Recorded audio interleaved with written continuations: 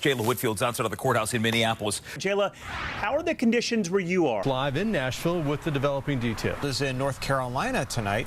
But joins us live in Slidell, Louisiana. From Lawrenceville with more on the turnout there. What's happening where you are? In Minneapolis outside the courthouse with the latest on what we're hearing from today's trial. Today is the third day of the Chauvin trial. They've already had over a dozen witnesses take the stand to testify over the past 3 days. In just a few days, NBA players from across the country will compete right here at the State Farm Arena. President Trump just wrapped up here moments ago. This is the home stretch in the 2020 presidential campaign. Before a tornado swept through Pelham, Alabama, this car was parked on the street. Now it's in their front yard. Just a few hours ago, dozens gathered to say their final goodbyes as John Lewis crossed the Edmund Pettus Bridge. Georgia is counting 5 million ballots by hand. Now, there's 159 counties in the state, and each county has either already started counting or they've wrapped things up. I'm actually at a polling location here in Cobb County, and the line has been long since this location opened at 7 a.m. this morning. More than 500,000 Americans have died from the coronavirus,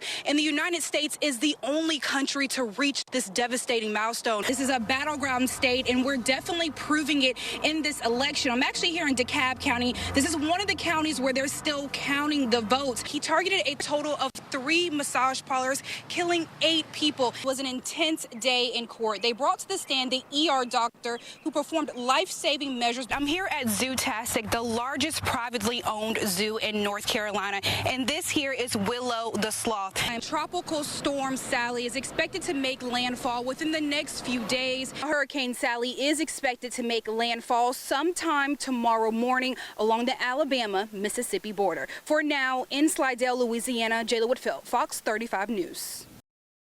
Countless families forced to tighten their belts under COVID lockdowns this year while they're finding their holiday gift list. Doesn't fit into their budgets this year. Charities that collect and distribute donations say they have received more requests for help now than ever. Jayla Whitfield has more.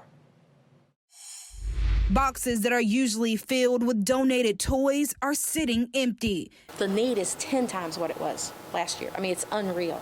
Sherry Carney with the Atlanta Toys for Tots says the coronavirus has affected them in every area.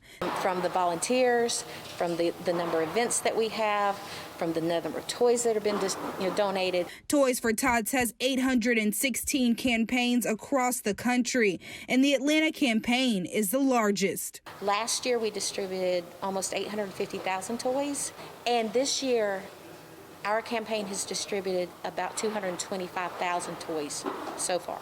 Carney says volunteers are down too. To get the toys in is one thing, but then we still have to sort them and we still have to bag them. We still have to get them out the door.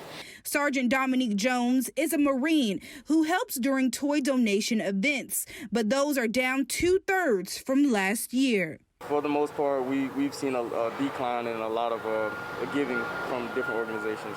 Local organizations like Lift Up Atlanta are struggling too. Some families have never asked for assistance, and they are actually asking for donations. Garner says they're going to do their best to help every child that they can. You don't want one child to go without, and other kids have. But if organizations don't receive more toy donations, some kids may be out of luck. Unfortunately, unless we get the donations in, there will be some children who go without Christmas this year. The pandemic has forced Toys for Tots to get creative. You can now buy a toy online and get it sent directly to the distribution site of your choice. In Atlanta, Jayla Whitfield, Fox News. Joins us live in Nashville with the developing details. Jayla? That's right. 63-year-old Anthony Quinn Warner is the primary suspect in the Nashville bombing. Warner died and 3 others were injured on Christmas Day. Authorities say they don't know Warner's motive, but his neighbors tell me they never could have expected something like this to happen. Very surprised. It puts me on a little bit on edge, wondering, maybe I should know my neighbors a little better than what I do. Residents like Jacqueline Peebles that live off Bakertown Road say they are shocked that they lived so close to the suspected Nashville bomber. I mean, he was a a loner, but we see him on the weekends. Last time I saw him was last weekend. He was kind of cleaning the driveway. Salton lived directly behind Warner and says his RV was usually parked in the driveway. So usually the RV is parked right there in that spot? Right there, yeah, and the cameras are facing the RV. There are several cameras on the property where Warner lived. The RV usually parks up front right here, but about a month or so ago, he moved it to the back. Authorities have confirmed that this is the same RV that exploded on Christmas morning and ruined dozens of buildings and businesses in downtown Nashville.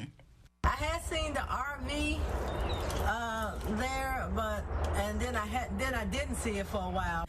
Warner's former neighbors say they didn't see this coming. Our kids and most of the kids next door to play right next to his RV all the time. Over the weekend, federal agents raided the home where Warner lived. Authorities are still investigating, but they believe Warner acted alone. I am confident in the team we have that we will get to the bottom of this. The explosion also damaged an AT&T building in the city, causing several outages. AT&T says most of those outages have been restored. In Nashville, Jayla Whitfield, Fox 5 News.